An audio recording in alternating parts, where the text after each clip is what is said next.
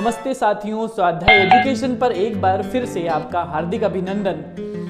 आपने अभी हाल ही में करंट अफेयर में एक न्यूज चर्चा में जरूर सुनी होगी, बाली इंडोनेशिया G20 की समिट। आपने G20 लगातार पिछले वीडियो में आपने G20 की सारी जानकारी देख ली, लेकिन इस समय एक बाली यात्रा जिसको हम लोग बोलते हैं बहुत ही चर्चा में है। क्या आपको पता है बाली यात्रा होती क्या है? तो मैं बाली यात्रा के बारे में आपको बता दूं।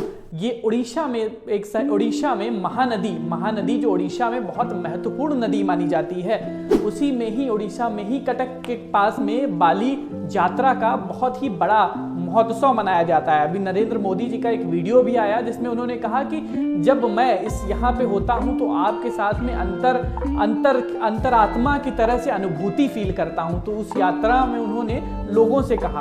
अब हम लोगों के लिए उसकी इंपॉर्टेंस कितनी है मैं बता दूं कि आपको ये बाली एक द्वीप है। ये द्वीप इंडोनेशिया का, जिस तरह से सुमात्रा द्वीप है उसी तरह से बाली भी इंडोनेशिया का, जकार्ता भी इंडोनेशिया के द्वीप हैं। और इन द्वीपों से प्राचीन काल में भारत का बहुत बड़ा ट्रेड होता था। मलक्का स्ट्रेट से होके भारत का ट्रेड होता था।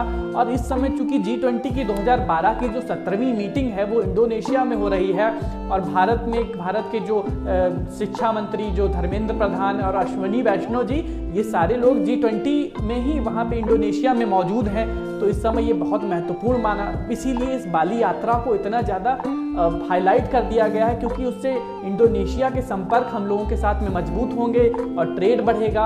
और look east policy, act east policy, Bharat की जो पॉलिसीज होती हैं ताकि चाइना को जो स्ट्रिंग्स ऑफ पल्स को टैकल करने के लिए, जो चाइना की जो रणनीति को टैकल करने के लिए हमको ईस्ट के देशों की ज़रूरत है। तो इस तरह से जो कल्चरल जो होते हैं, यानी जो कल्चर की तरह से एक साथ मिक्स होते हैं और प्राचीन को साथ में लेकर ध्यान में रखते हुए जो एक समन्वय बनता है वो बहुत ही महत्वपूर्ण है भारत देश के लिए।